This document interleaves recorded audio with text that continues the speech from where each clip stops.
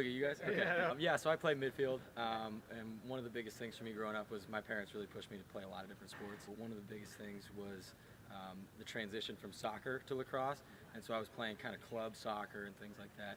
And I was always, kind of a more just like contact and things like that. My dad played football here, and so that was one of the biggest things growing up. Football was there, and then lacrosse was something that was kind of gaining speed in Columbus, but hadn't really risen to the level that it is now. So for me, it was just another way to stay in shape for football initially. I loved the game, and I was always outside doing it. And so I knew that I loved it right away. And I think getting into high school and kind of that better competition definitely gave me an idea of what was possible at the next level.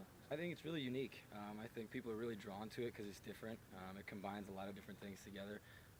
The physicality and just I think the opportunities that it brings to bring me to places like this.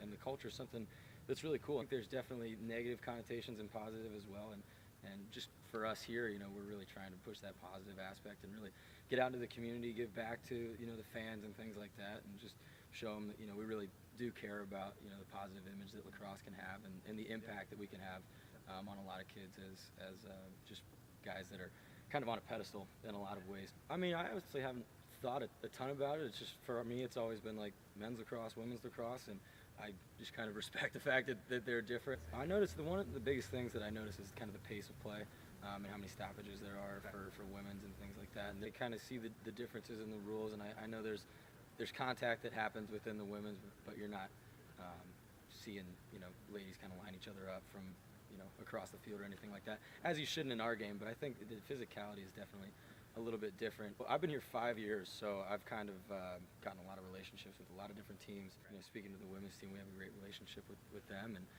always like to see how their season's going and kind of follow them as I know they do us. You do enough student-athlete things around campus that you rub shoulders with people all the time, whether it's in here or on campus, and so you kind of have that, like, I don't know, it's like an unspoken, like we're kind of in the same situation type thing. I think, revenue sports, they are what they are, but the cool thing about Ohio State is it seems like every student athlete is really treated with the same respect and opportunities, and just, I don't know, I've never felt like less than or anything like that. I've always felt like, we're all just kind of Buckeyes and things like that. So that's one thing that's, really special about this place. If I were to see Gene Smith, he recognizes us and he takes interest in what we're doing. That's huge. So